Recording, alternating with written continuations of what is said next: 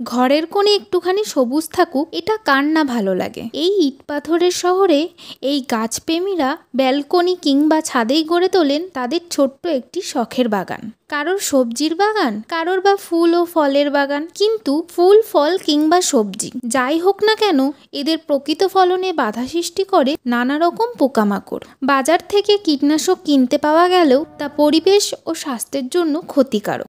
তাই আমি বাড়িতেই পার্শ্ব প্রতিক্রিয়ামুক্ত কীটনাশক তৈরি করে দেখাবো। নমস্কার বন্ধুরা, আমি মৌসুমি। বাগান বিলাসী চ্যানেলে তোমাদের সবাইকে স্বাগত জানাই। এখানে আমি নিম পাতাগুলোকে ডাল থেকে ছাড়িয়ে নিয়েছি। তোমরা চাইলে এর ডালগুলো ছোট ছোট করে কেটে দিতে পারো। যেই পাত্রে নিম পাতাগুলোকে রেখেছি সেই পাত্রে 1 লিটার জল দিয়ে ফুটিয়ে নেব। ততক্ষণ ফোটাতে হবে যতক্ষণ না ফুটে তার হাফ হয়ে যাচ্ছে। ফোটানোর পর পাত্রটিকে এইভাবে ঢেকে 24 ঘন্টার জন্য রেখে দিতে হবে। তারপর এটাকে ছেঁকে নিতে হবে এবং বোতলে ভরে নিতে হবে। পড়ে থাকা অবশিষ্ট পাতাগুলি তোমরা চাইলে শুকিয়ে গুঁড়ো করে গাছের গোড়ায় দিতে পারো।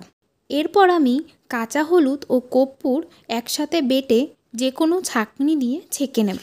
এরপর স্প্রের বোতলে ফোটানো নিম জল ঢেলে দেব। তার সাথে 2 ফোঁটা হ্যান্ড ওয়াশ ও হলুদ কর্পূর মিশ্রিত তরল এর মধ্যে ঢেলে দেব। সবগুলি উপাদান একত্রে মিক্স করে ঝাঁকিয়ে নেব। ব্যাস, তৈরি হয়ে গেল আমাদের নিম কীটনাশক। তবে সকালে বা দিনের বেলায় এটি ব্যবহার করা যাবে না।